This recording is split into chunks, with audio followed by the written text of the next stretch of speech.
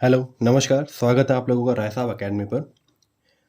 तो पिछले कुछ दिनों से मेरे कुछ स्टूडेंट्स हैं और मेरे चैनल पे जो व्यूअर्स हैं, उन्होंने एक प्रॉब्लम मेरे साथ शेयर की कि वो नॉटसेट की और नर्सिंग की प्रिपरेशन में लगे तो हैं, पर एक नर्सिंग एग्ज़ाम को फाइट करने के लिए जो सबसे इम्पॉर्टेंट बुक, जिसको किसी भी हालत में हमें पढ़ना ही पड़ेगा, उसके गो थ्रू के बिना हम लोग एग्ज़ाम को इतनी आसानी से फाइट नहीं कर पाएंगे, वो बुक रहती है हमारी साउंडर्स।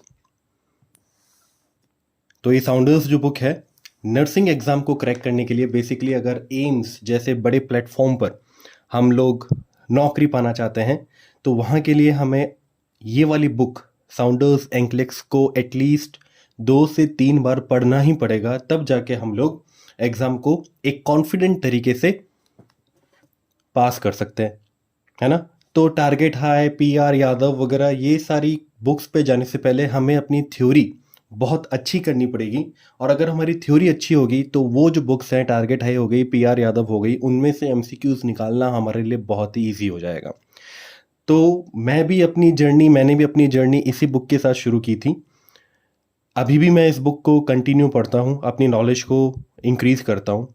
तो मैंने सोचा कि अगर मैं इस बुक को पढ़ रहा हूँ, तो साथ साथ मैं आप लोगों को भी अपने साथ लेता चलूँ, पढ़ाता चलूँ, ताकि जो बच्चे इस बुक को खोलने की हिम्मत नहीं कर पाते हैं, वो बच्चे भी आराम से साउंडर्स को पढ़ सकते हैं, वो भी कॉन्फिडेंस गेन कर सकते हैं कि हाँ, हमने साउंडर्स को पढ़ रखा है। तो बेसिकली आज जो हम टॉपिक करने जा रहे हैं, वो रहेगा हमारा फ्लूइड्स एंड इलेक्ट्रोलाइट वाला चैप्टर। बहुत ही इंपॉर्टेंट चैप्टर है। फंडामेंटल जो टॉपिक है उसका सबसे इंपॉर्टेंट टॉपिक यही है। फंडामेंटल चैप्टर का जो फंडामेंटल हमारा सब्जेक्ट है, फाउंडेशन ऑफ नर्सिंग, तो उसका सबसे इंपॉर्टेंट टॉपिक रहता है फ्लूइड और इलेक्ट्रोलाइट, और इसके बेसिस पर ही पूरी नर्सिंग जो भी हम प्रैक्टिस करते हैं वो टिकी रहती है। तो आज हम ये फ्लूइड्स और इलेक्ट्रोलाइट वाला चैप्टर स्टार्ट करने जा रहे हैं। तो मेरी कोशिश रहेगी कि मैं यहाँ पे जो भी थ्योरेटिकल मैटर है, वो अगर किसी बच्चे की अगर इंग्लिश वगैरह अच्छी नहीं है, वो नहीं समझ पाता है, तो मैं यहाँ पे एक्सप्लेन करने की कोशिश करूँगा। और अभी नॉट सेट के लिए हमारे पास टाइम पड़ा है। नॉट सेट 2022 के लिए हमारे पास टाइम पड़ा है, तो हम कोशिश करेंगे रोज़ाना अगर ऐसी कुछ सेशंस हम लोग रख लें तो साउंडर्स हमारी कंप्लीट हो जाएगी एग्ज़ाम तक। तो चलिए शुरुआत करते हैं हमारा आज का ये टॉपिक जो है फ्लूइड्स और इलेक्ट्रोलाइट। तो यहाँ हम इसके इंट्रोडक्शन से स्टार्ट करते हैं। Concept of fluid and electrolyte balance, concept क्या है इसका। इलेक्ट्रोलाइट्स की बात करें तो इलेक्ट्रोलाइट्स क्या है। तो electrolyte is a substance that on dissolving in solution ionizes, that is some of its molecules split or dissociate into electrically charged atoms or ions। यानी इलेक्ट्रोलाइट एक सब्सटेंस है जिसको अगर सोल्यूशन में डिसॉल्व किया जाए तो वो आयोनाइज हो जाएगा, यानी आयंस में कन्वर्ट हो जाएगा। आयंस बेसिकली चार्ज्ड पार्टिकल्स होते हैं, पॉजिटिव और नेगेटिव। पॉजिटिव को हम कैटायन बोलते हैं, नेगेटिव को हम एनायन बोलते हैं। तो इलेक्ट्रोलाइट एक सब्सटेंस है जिसको अगर किसी सोल्यूशन में डिसॉल्व किया गया तो वो आयोनाइज हो जाएगा, यानी वो आयंस में डिस्ट्रीब्यूट हो जाएगा, टूट जाएगा। That is some of its molecule split और dissociate into electrically charge atoms और आयंस। यानी उसके जो मॉलिक्यूल्स हैं वो स्प्लिट हो जाएंगे, ब्रेक हो जाएंगे, या डिसोसिएट यानी बिखर जाएंगे इनटू इलेक्ट्रिकली चार्ज एटम्स और आयंस। तो आयंस में वो क्या हो जाएंगे, कन्वर्ट हो जाएंगे। इसकी सिंपल सी डेफिनेशन मैं आप लोगों के साथ शेयर करता हूँ। तो यहाँ पे अगर हम बात करें तो इलेक्ट्रोलाइट क्या है। Electrolytes are minerals in our body. ये हमारी बॉडी के कुछ मिनरल्स होते हैं दैट हैव इलेक्ट्रिक चार्ज। तो इनके क्या होते हैं, इलेक्ट्रिक चार्ज होते हैं, पॉजिटिव और negative charge. They may be present in our blood. ये कहीं पे भी हो सकते हैं, ये हमारे बॉडी के ब्लड में हो सकते हैं, यूरिन में, टिश्यूज में, या दूसरी बॉडी फ्लूइड्स के अंदर प्रेजेंट हो सकते हैं। अब बेसिकली इन इलेक्ट्रोलाइट्स का काम क्या रहता है, इनका फंक्शन क्या रहता है। ये बैलेंस करते हैं amount of water in our body, यानी हमारी बॉडी के अंदर जितना भी वाटर कंटेंट है उसको बैलेंस करने का काम इलेक्ट्रोलाइट का रहता है। हम लोग जानते हैं बेसिकली सोडियम इसके साथ डील करता है। सोडियम जो इलेक्ट्रोलाइट है ये बैलेंस करता है हमारी बॉडी के एसिड बेस या पीएच लेवल को। तो एसिड बेस जो टॉपिक है इसके ऊपर मैंने ऑलरेडी यूट्यूब के ऊपर एक अच्छा खासा वीडियो डाल रखा है। तो आप लोग उस एसिड बेस वाले टॉपिक को, पीएच वाले टॉपिक को जाके देख सकते हैं। पूरा कॉन्सेप्ट जो है एसिड बेस का वो आपको वहां पर समझ में आ जाएगा। फिर ये मूव करता है nutrient into and out of cells, यानी जो न्यूट्रिएंट्स होते हैं हमारी बॉडी के उनको सेल के अंदर और सेल के बाहर लाने का काम भी इन मिनरल्स का, इलेक्ट्रोलाइट्स का रहता है। फिर ये इंश्योर करते हैं वर्किंग ऑफ नर्व मसल, कि भाई नर्व मसल जो है अच्छी तरीके से काम कर रही है, इम्पल्स टाइम टू टाइम आ रहे हैं जा रहे हैं, हार्ट ब्रेन ये सब कुछ प्रॉपरली काम कर रहा है या नहीं कर रहा है, ये इलेक्ट्रोलाइट्स इनका भी ध्यान रखते हैं। एग्जाम्पल की बात करें तो जैसे sodium, calcium, potassium, chloride, phosphate और मैग्नीशियम। ठीक है, तो ये क्या रहते हैं, ये इलेक्ट्रोलाइट्स रहते हैं हमारे बॉडी के। तो ये डेफिनेशन हो गई इलेक्ट्रोलाइट की। अब इनको मेजरमेंट किस तरीके से किया जाता है, तो मैट्रिक सिस्टम में इनको वॉल्यूम्स के तौर पर मेजर किया जाता है। वॉल्यूम्स ऑफ फ्लूइड, लीटर्स या फिर मिलीलीटर्स, इसके बारे में हम लोग सब जानते हैं। Unit of measure that express the combining activity of an electrolyte is in the milli equivalent. Combining activity का यहाँ पे मतलब क्या है कि मान लीजिए कि फॉर एग्जांपल अगर मैं बात करूं, कोई इलेक्ट्रोलाइट किसके साथ कंबाइन कर सकता है, जैसे कि हम जानते हैं सोडियम और क्लोराइड। सोडियम और क्लोराइड क्या करते हैं, आपस में कंबाइन किए, क्योंकि सोडियम एक अलग मिनरल है और क्लोराइड क्या है, एक अलग मिनरल है। ये बनता कब है कंपाउंड, जब एक पॉजिटिव और एक नेगेटिव चार्ज मिलकर ये बनाते हैं, कंबाइन करते हैं। तो जब हम इसकी कॉम्बिनेशन की बात करते हैं तब हम उसको किस में एक्सप्रेस करेंगे, उसको मिली इक्विवेलेंट में एक्सप्रेस करते हैं, यानी MEQ के अंदर एक्सप्रेस किया जाता है। अब 1 मिली equivalent of any cation always react chemically with 1 milli equivalent of any anion। तो जैसा कि मैंने आप लोगों को बताया, एक कैटायन और एक एनायन ही आपस में क्या करता है, कंबाइन करता है। तो यहाँ पर 1 मिली इक्विवेलेंट कैटायन होगा तो वो हमेशा रिएक्ट करेगा 1 मिली इक्विवेलेंट ऑफ एनायन के साथ ही रिएक्ट वो कर सकता है।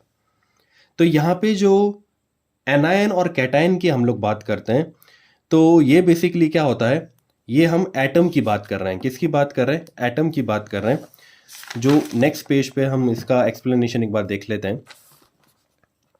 एटम क्या है कि एक atom is the smallest part of an element that still has properties of the element. Atom क्या है, किसी भी एलिमेंट का सबसे छोटा हिस्सा, सबसे छोटा पार्ट, उसको क्या बोला जाता है, एटम बोला जाता है। एटम के अंदर बेसिकली पार्टिकल्स होते हैं जिनमें पॉजिटिव चार्ज होता है, उन्हें प्रोटॉन कहा जाता है। जिसमें नेगेटिव चार्ज होता है उसे इलेक्ट्रॉन, और बीच में न्यूट्रॉन पाया जाता है जो न्यूक्लियस के अंदर बेसिकली होता है। प्रोटॉन्स और neutrons are in the nucleus of the atom, therefore nucleus is positively charged. Electron की बात करें तो नेगेटिवली चार्ज होता है, रिवॉल्व करता है अराउंड द न्यूक्लियस। तो इसको अगर हम डायग्राम से समझना चाहें तो कैसे समझ सकते हैं,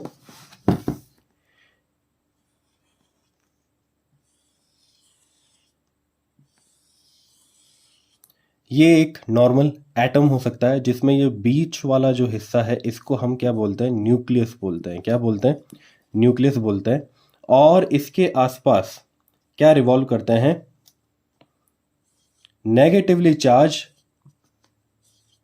ये नेगेटिवली चार्ज इलेक्ट्रॉन मूव करते हैं। और प्रोटॉन के अंदर ही क्या होता है, पॉजिटिवली चार्ज, न्यूक्लियस के अंदर ही क्या होता है, पॉजिटिवली चार्ज प्रोटॉन होता है। इसलिए न्यूक्लियस जो है हमेशा पॉजिटिवली चार्ज होता है। और ये जो रोटेट करते हैं इन्हें हम क्या बोलते हैं, इन्हें हम इलेक्ट्रॉन बोलते हैं। क्या बोलते हैं, इन्हें हम इलेक्ट्रॉन बोलते हैं। इलेक्ट्रॉन नेगेटिवली चार्ज होते हैं, प्रोटॉन पॉजिटिवली चार्ज होते हैं, जो कहाँ पाए जाते हैं, न्यूक्लियस में पाए जाते हैं। और प्रोटॉन और इलेक्ट्रॉन की जो क्वांटिटी होती है वो बराबर रहती है। जो प्रोटॉन और इलेक्ट्रॉन जो है उनकी जो क्वांटिटी है वो क्या रहती है, बराबर रहती है, इक्वल रहती है। ठीक है, तो ये बेसिकली क्या है, एक एटम है। ये एटम की ऑर्बिट है। क्या है, ये एटम की ऑर्बिट है।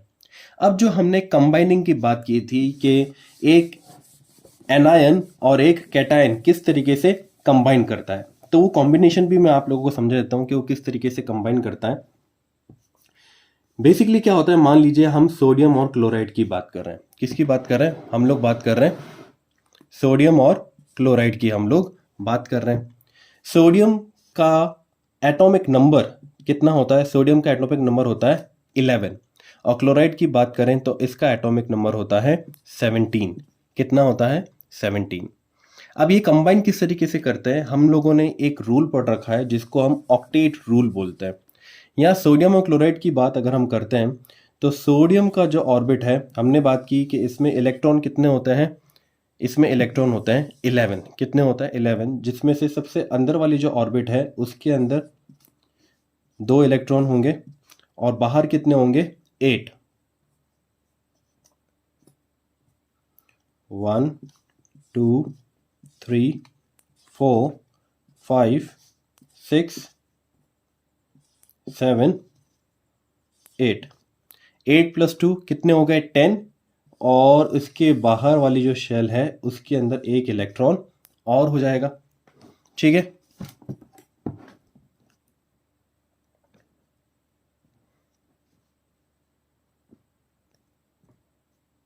तो यहां आप देख सकते हो कि ये जो शेल्स होती है KLM, ये शेल्स का नाम क्या होता है? KLM, और बाहर एक और अगर शेल होगी तो उसका नाम होगा N।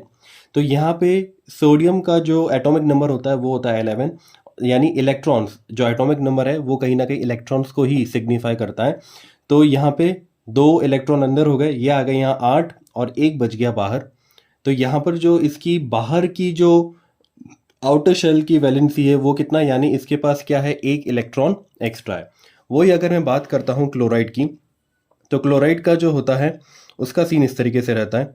अगर मैं क्लोराइड की बात करता हूँ तो 1 2 3, ये हो गए यहाँ पे इसके 2 इलेक्ट्रॉन, 1 2 3 4 5 6 7 8। यहाँ पे हो गए इसके 8 इलेक्ट्रॉन्स,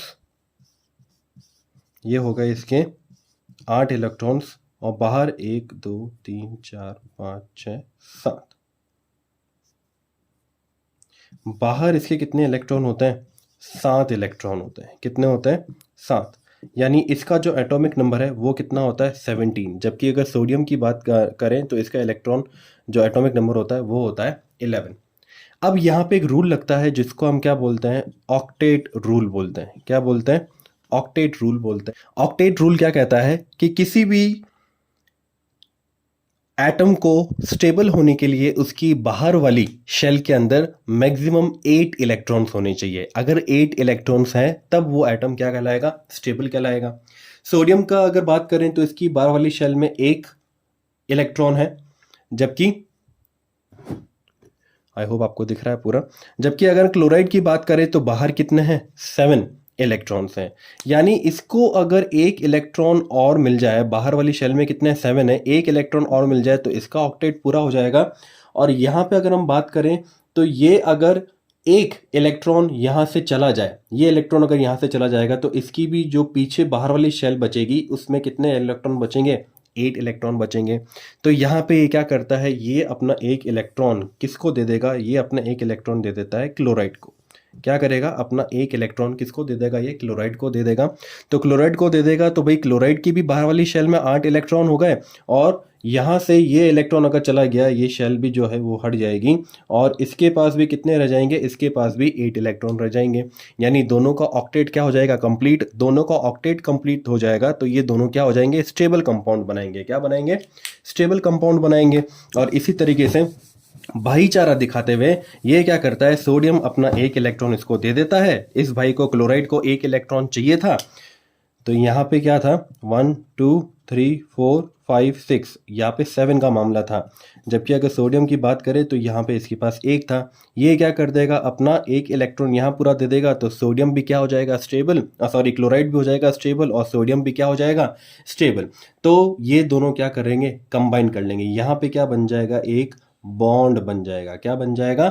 बॉन्ड बन जाएगा। और बॉन्ड बनने के कारण ये एक कंपाउंड बना लेंगे जिसमें सोडियम जो है वो कहलाएगा कैटायन। सोडियम क्या कहलाएगा? कैटायन। और क्लोराइड कहलाएगा एनायन। यानी जो अपना इलेक्ट्रॉन देता है, जो दानी है, जो आदमी देता है, वो हमेशा पॉजिटिव होता है। क्या होता है? पॉजिटिव होता है, और जिसने लिया है, जिसकी मांगने की फितरत है, वो आदमी कैसा है, नेगेटिव है। कैसा है, नेगेटिव। तो पॉजिटिव सोडियम हो गया आपका पॉजिटिवली चार्ज कैटायन, और क्लोराइड हो गया आपका नेगेटिवली चार्ज यानी कि एनाइन। इस तरीके से ये क्या करते हैं, कंबाइन करते हैं और एक स्टेबल कंपाउंड बनाते हैं। तो आई होप ये जो कंबाइनिंग वाली बात है, ये कंबाइनिंग वाली बात आप लोगों को अच्छी तरीके से समझ में आ गई है। हम फटाफट से आ जाते हैं अपने चैप्टर के ऊपर। तो अब आगे क्या कह रहा है कि जो प्रोटॉन्स हैं, प्रोटॉन्स और न्यूट्रॉन्स जो न्यूक्लियस में होते हैं, प्रोटॉन्स और न्यूट्रॉन्स कहाँ होते हैं, न्यूक्लियस में होते हैं। Therefore nucleus is positively charge. तो प्रोटॉन और न्यूट्रॉन कहाँ पर है, न्यूक्लियस में, इसलिए पॉजिटिवली चार्ज है। इलेक्ट्रॉन नेगेटिवली चार्ज होता है, वो रिवॉल्व करता है अराउंड द न्यूक्लियस।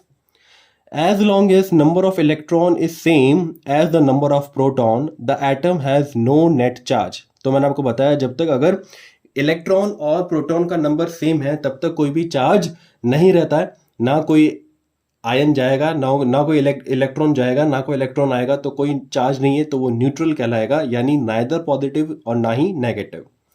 जो एटम गेन करते हैं या लूज करते हैं अपने इलेक्ट्रॉन को या शेयर करते हैं, तब वो न्यूट्रल नहीं कहलाते। उनके ऊपर या तो पॉजिटिव चार्ज हो जाएगा अगर उन्होंने इलेक्ट्रॉन को दिया है, और अगर नेगेटिव चार्ज हो जाएगा इन्होंने अगर इलेक्ट्रॉन को दिया है।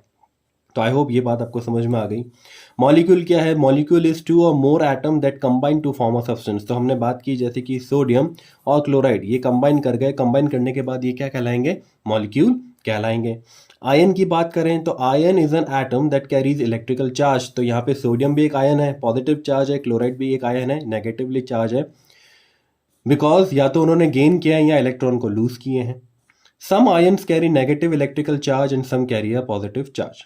कैटायन की बात करें तो पॉजिटिव चार्ज होंगे। A cation is an ion that has given away और लॉस्ट इलेक्ट्रॉन। तो मैंने आपको बताया सोडियम अपना इलेक्ट्रॉन क्लोराइड को देता है, इसलिए ये क्या कहलाएगा, कैटायन कहलाएगा, यानी पॉजिटिवली चार्ज। तो ये पॉजिटिव चार्ज होगा।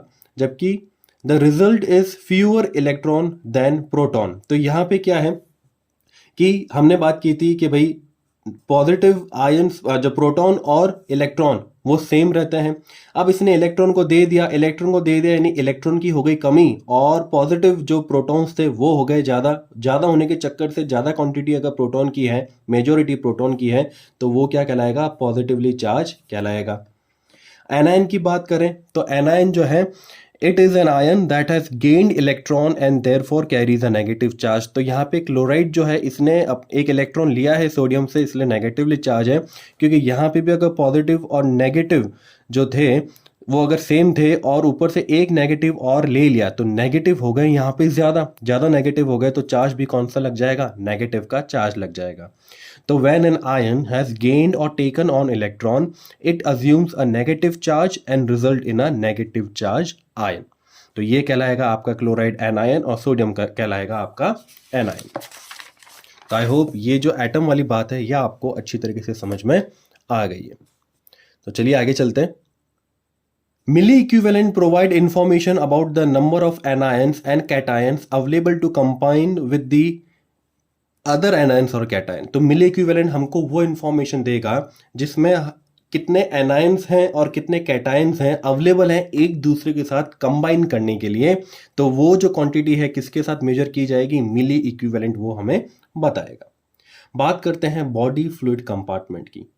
तो fluid in each of the body compartment contains electrolyte. हमारी बॉडी के जितने भी कंपार्टमेंट हैं जहाँ पे फ्लूइड मौजूद है वहाँ पे क्या रहेगा, इलेक्ट्रोलाइट रहेगा।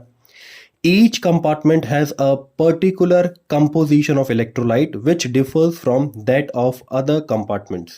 तो अलग अलग कंपार्टमेंट के अंदर अलग अलग क्वांटिटी रहती है इलेक्ट्रोलाइट्स की, जिसकी वजह से वो आपस में डिफर करते हैं। To function normally body cells must have fluids and electrolyte in the right compartment and the right amount. तो अगर बॉडी को नॉर्मली फंक्शन करना है तो बॉडी की सेल्स में फ्लूइड्स और इलेक्ट्रोलाइट का राइट कंपार्टमेंट में होना जरूरी है और उनका राइट अमाउंट में होना जरूरी है, तब जाके ही बॉडी हमारी नॉर्मली फंक्शन कर पाएगी। Whenever an electrolyte moves out of a cell, another electrolyte moves into take its place। यानी जैसे कि हम बात करें कि हम जानते हैं कि एक सेल के अंदर सबसे ज़्यादा जो आयन रहता है वो होता है पोटेशियम, और बाहर कौन सा होता है, बाहर होता है सोडियम। तो यहाँ पे अगर किसी कंडीशन की वजह से पोटेशियम अगर बाहर आता है, पोटेशियम अगर बाहर आएगा तो उसकी जगह लेने के लिए अंदर कौन जाएगा, सोडियम जाएगा, तब जाके इलेक्ट्रोलाइट्स का बैलेंस क्या रहेगा, मेंटेन रहेगा। Whenever an electrolyte moves out of a cell, another electrolyte moves into takes its place. The number of cations and anions must be the same for homeostasis to exist. यानी number of जो cations है और जो number of anions है वो हमेशा equal amount के अंदर होना चाहिए ताकि होम्योस्टैसिस मेंटेन रहे। होम्योस्टैसिस क्या होता है, ये बैलेंस रहता है internal environment of the body, यानी हमारी बॉडी की वो खूबी, वो काबिलियत जिसकी वजह से जो इंटरनल और एक्सटर्नल एनवायरनमेंट है उसके बीच में एक बैलेंस बना रहता है। इस प्रोसीजर को, इस प्रोसेस को होम्योस्टैसिस कहा जाता है। आगे हम बात करेंगे होम्योस्टैसिस की। Compartment are separated by a semi permeable membrane. तो जो कंपार्टमेंट है उनके बीच में एक मेम्ब्रेन रहती है, कैसी, semi permeable. Semi permeable word से ही हमें पता चल रहा है कि कुछ सॉल्यूट्स जो हैं वो उनको परमिशन है, वो आर पार अक्रॉस आ जा सकते हैं, जबकि कुछ सॉल्यूट्स को परमिशन नहीं होगी, इसलिए ये सेमी परमेबल मेम्ब्रेन है। इंट्रावेस्कुलर कंपार्टमेंट की बात करें तो इसका मतलब है fluid inside a blood vessel. Vascular, vascular का मतलब क्या होता है, वेसल। तो जो भी फ्लूइड एक ब्लड वेसल के अंदर है वो है इंट्रावेस्कुलर कंपार्टमेंट। और इंट्रासेलुलर कंपार्टमेंट की बात की जाए तो वो कंपार्टमेंट जो फ्लूइड सेल के अंदर है, किसके अंदर है, सेल। तो एक सेल के अंदर, मान लीजिए अगर ये सेल है और एक सेल के अंदर जितना भी ये फ्लूइड है, बैकग्राउंड में जितना भी फ्लूइड है, ये है इंट्रासेलुलर। और एक ब्लड आर्टरी या ब्लड वेन के अंदर जितना भी फ्लूइड है वो क्या कहलाएगा, वो कहलाएगा इंट्रावेस्कुलर कंपार्टमेंट। कि ये एक सेल है, ये एक सेल है, ये एक सेल है। सेल के अंदर वाला कंपार्टमेंट, इसको तो बोला जाता है इंट्रासेलुलर। क्या बोला जाता है, इसे हम कहते हैं इंट्रासेलुलर। तो ये कंपार्टमेंट है आपका इंट्रासेलुलर। ये कंपार्टमेंट क्या है आपका, इंट्रासेलुलर। और ये जो बीच में जो एरिया है दो सेल्स के बीच में पर बाहर का एरिया, इसको हम क्या बोलते हैं, इसको बोलते हैं एक्स्ट्रा सेलुलर। क्या बोलेंगे इसको, एक्स्ट्रा सेलुलर, या इसको इंटरस्टिशियल स्पेस भी कहा जाता है। क्या कहा जाता है, इंटरस्टिशियल स्पेस। क्या कहा जाता है इसको, इंटरस्टिशियल स्पेस भी इसे ही कहा जाता है। ठीक है, तो यहां पे जो हम बात कर रहे हैं वो यही बात कर रहे हैं। The extracellular compartment includes the interstitial fluid, which is the fluid between the cells. Sometimes इसको थर्ड स्पेस भी कहा जाता है। इसको क्या कहा जाता है, थर्ड स्पेस भी इसे कहा जाता है। Blood, lymph, bone, connective tissue, water and transcellular fluid, ये सब के सब किस में आएंगे, ये आते हैं एक्स्ट्रा सेलुलर कंपार्टमेंट के अंदर। तो जो कंपार्टमेंट सेल के अंदर है वो इंट्रासेलुलर कहलाता है, और जो कंपार्टमेंट सेल के बाहर है वो क्या कहलाता है, एक्स्ट्रा सेलुलर कंपार्टमेंट कहलाता है। तो आई होप ये बात आपको समझ में आ गई। और अगर इनके फ्लूइड की, यहाँ पे अगर हम इसके फ्लूइड कंपोनेंट की बात की जाए तो इंट्रासेलुलर की हम बात करते हैं। अगर किसकी बात करते हैं, अगर हम इंट्रासेलुलर की बात करें तो ये टोटल जो बॉडी का फ्लूइड कंटेंट है उसका 2/3 होता है। कितना होता है, 2/3। जबकि अगर हम किसकी बात करें, अगर हम एक्स्ट्रा सेलुलर की बात करें, एक्स्ट्रा सेलुलर के अंदर पूरी बॉडी के फ्लूइड कॉन्स्टिट्यूएंट का कितना होता है, 1/3 होता है। कितना होता है, 1/3। मान लीजिए अगर एक मैं एडल्ट की बात कर रहा हूँ, किसकी बात कर रहा हूँ, एडल्ट की। हम जानते हैं कि एडल्ट के अंदर 60% फ्लूइड होता है। कितना होता है, एक एडल्ट के अंदर 60% फ्लूइड होता है। तो इस एडल्ट के अंदर 60 की अगर हम बात करें तो 40% जो फ्लूइड होगा वो किसके अंदर होगा, इंट्रासेलुलर के अंदर होगा। किसके अंदर होगा, इंट्रासेलुलर के अंदर होगा। और बचा हुआ जो 20% है ये किसके अंदर होगा, ये एक्स्ट्रा सेलुलर होगा। ये किसके अंदर होगा, ये आपका एक्स्ट्रा सेलुलर होगा। तो आई होप ये बात आपको समझ में आ गई है। 40 + 20 कितना बनाएगा, 60% बनाएगा। कितना बनाएगा, 60% बनाएगा। तो ये वेटेज रहता है फ्लूइड का इंट्रासेलुलर और एक्स्ट्रासेलुलर, यानी टोटल बॉडी का जो फ्लूइड है उसका वो 2/3 रहेगा इंट्रासेलुलर और उसका 1/3 रहता है एक्स्ट्रा सेलुलर। अब बात करते हैं थर्ड स्पेसिंग की।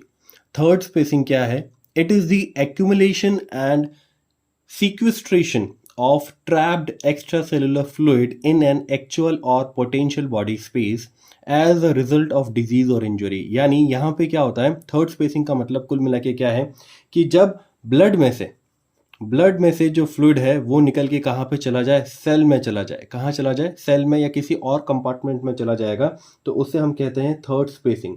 यानी थर्ड स्पेसिंग की सिंपल सी परिभाषा की बात किया जाए तो ये मूवमेंट होता है bodily fluid from blood into space between the cell या बॉडी कैविटीज।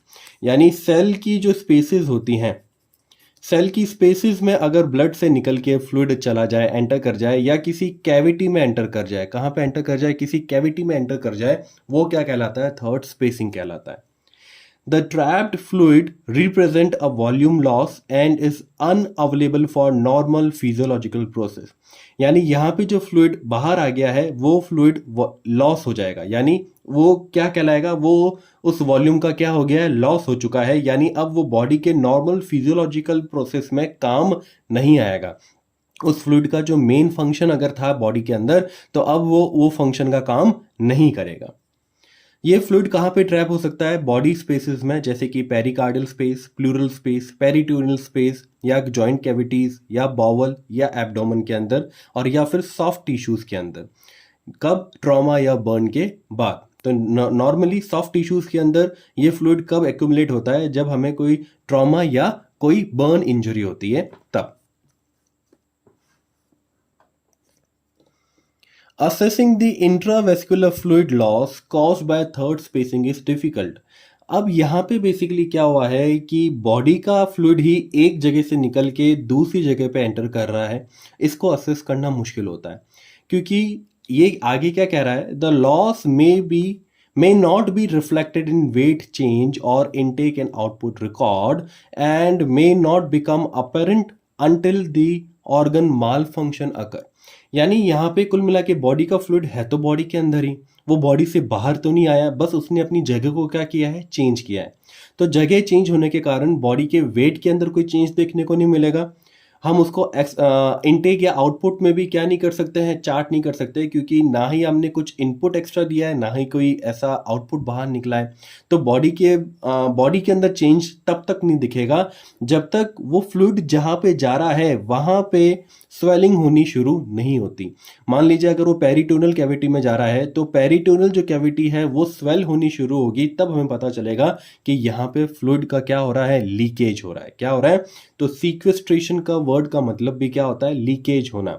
तो थर्ड स्पेसिंग का मतलब क्या है कि जो भी ब्लड कैपिलरीज या ब्लड आर्टरीज के अंदर जो फ्लूइड था वो लीक होकर सेल स्पेसेस या दूसरी कैविटी में जाके एंटर हो रहा है, तो उसको थर्ड स्पेसिंग कहा जाता है। फिर हम बात करते हैं एडिमा की। एडिमा क्या है? It is an excess accumulation of fluid in the interstitial space occur as a result of alteration in oncotic pressure, hydrostatic pressure, capillary permeability या lymphatic obstruction। तो एडिमा कब होता है? जब फ्लूइड का accumulation होगा कहाँ पर?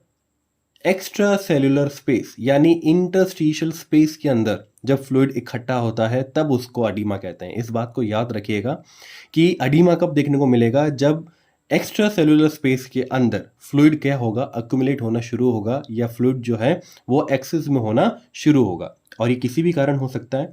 ये अगर चेंज आया है बॉडी के ऑनकोटिक प्रेशर में, हाइड्रोस्टैटिक प्रेशर, कैपिलरी परमेबिलिटी या लिम्फेटिक ऑब्स्ट्रक्शन के कारण। ऑनकोटिक प्रेशर बेसिकली वो प्रेशर है, ये क्या होता है कि ये पुल करता है फ्लूइड को back into the blood capillary. दो टाइप के प्रेशर होते हैं, एक ऑस्मोटिक होता है और एक ऑनकोटिक होता है। ऑस्मोटिक में क्या होता है कि पुश किया जाता है वाटर को आउट ऑफ द ब्लड, कहाँ पर? इंटरस्टिशियल स्पेसेस में। जबकि ऑनकोटिक क्या करता है? पुल करता है, वापस खींचता है। ठीक है। हाइड्रोस्टैटिक प्रेशर या ऑस्मोटिक प्रेशर एक ही बात है। कैपिलरी परमेबिलिटी यानी कैपिलरी ने क्या कर दिया है? ज़्यादा परमिशन दे दी है फ्लूइड को बाहर जाने की। तो ज़्यादा परमिशन दे दी है यानी परमेबिलिटी क्या हो गई है? इंक्रीज हो गई है। और या फिर लिम्फेटिक ऑब्स्ट्रक्शन के कारण भी ये हो सकता है। लोकलाइज अडीमा अकर होता है as a result of traumatic injury from accident और सर्जरी, लोकल इन्फ्लामेटरी प्रोसेस या बर्न। तो लोकलाइज अडीमा कब देखने को मिलता है? जब कहीं पे हमें इंजरी देखने को मिलेगी, कहीं पे कोई ट्रॉमा हुआ है, कोई एक्सीडेंट हुआ है, कोई सर्जरी हुई है या फिर कोई बर्न हुआ है। जबकि जनरलाइज अडीमा की अगर बात करें तो इसको एनासार्का भी कहा जाता है। एक इंपॉर्टेंट टर्म है anasarca. It is an excessive accumulation of fluid in interstitial space throughout the body and occur as a result of condition जैसे कि कार्डियक, रीनल या लिवर फेलियर के अंदर ये कंडीशन आपको देखने को मिलेगी, जहां पे जनरलाइज्ड अडीमा यानी पूरी बॉडी के इंटरस्टिशियल स्पेसेस के अंदर फ्लूइड का एक्यूमुलेशन देखने को मिलता है और इसको एनासार्का भी कहा जाता है। बात करते हैं बॉडी फ्लूइड। इसकी डिस्क्रिप्शन की बात की जाए तो बॉडी फ्लूइड ट्रांसपोर्ट करता है न्यूट्रिएंट को to the cell and carry waste product from the cell. तो बॉडी का जो फ्लूइड है वो ट्रांसपोर्ट करेगा न्यूट्रिएंट्स को कहाँ तक? सेल तक, और वहाँ से वेस्ट प्रोडक्ट को लेकर आएगा। टोटल बॉडी का फ्लूइड जो है इंट्रासेलुलर और एक्स्ट्रा सेलुलर को मिला के बात की जाए तो यहाँ पे अमाउंट कितना है? 60%। जो मैंने आपको अभी एग्जांपल दिया था कि एडल्ट के अंदर ये 60% होता है बॉडी वेट का, 55% होता है ओल्डर एडल्ट या एल्डरली पीपल के अंदर, और 80% होता है ये किसके अंदर? इन्फेंट के अंदर। ये आपको याद रखना बहुत जरूरी है कि एडल्ट के अंदर 60% बॉडी वेट का फ्लूइड होता है